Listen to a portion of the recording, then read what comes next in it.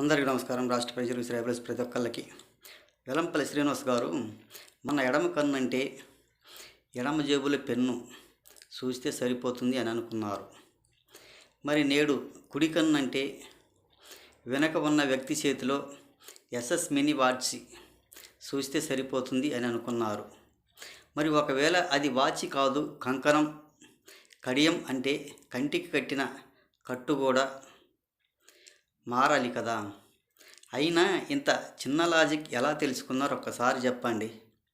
ఇది మరీ ఇంత వెటకారంగా, ఇంత పనికిమాలితనంగా చెప్తున్నారు. ఫస్ట్ సారి ఒక కన్ను అంటే ఒక కన్ను కంటి కట్టారు, మళ్ళీ రెండోసారి రెండో కన్ను కట్టారు. ఇది ఎలా సాధ్యపడుతుంది ఒకసారి చెప్పండి. ఇది ఎప్పటికీ సాధ్యం కాదు శ్రీనివాస్ గారు.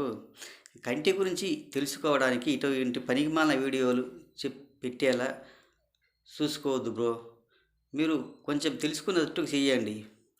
ఒక కన్ను ఇన్స్పెక్షన్ అయినప్పుడు మరో కన్ను కూడా డ్రాప్స్ వేసుకోవాలిగా. ఒకసారి చెప్పు బ్రో వెలంపల్లి శ్రీనివాస్ గారు. పోయి కంటి డాక్టర్ దగ్గరికి వెళ్ళి కంటి పరీక్ష చేసుకొని వాళ్ళకి సంప్రదించి కళ్ళ గురించి తెలుసుకొని సరిచూసుకో. లేనిపోని ఈ వీడియోలో పెట్టేందుకు వైరల్ చేసుకుంటూ ఒక పనికిమాల వ్యవహారంగా చేసుకోవాల్సిన అవసరం లేదు.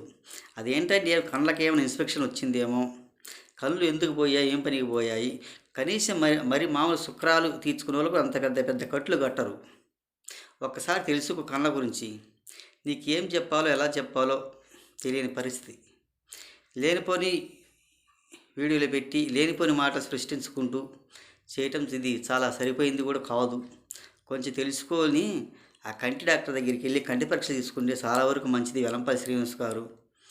ఈ ఎలక్షన్ల ముందు ఒక సింపతి పొందాలన్నా, ఒక ఓట్లు వేసుకొని అధికారంలోకి రావాలన్నా, ఒక ఎమ్మెల్యే గెలవాలన్నా ఇది ఎప్పుడు సహజమైంది కూడా కాదు. ఒకసారి తెలుసుకోండి.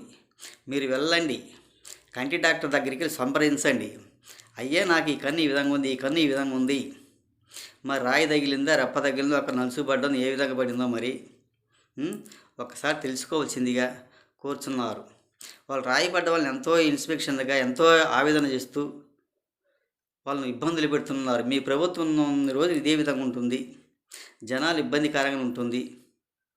ఈ విధంగా చేయకుండా మీరు కంటి డాక్టర్ దగ్గరికి సంప్రదించి చూసుకోవాల్సిందిగా కోరుచున్నాము.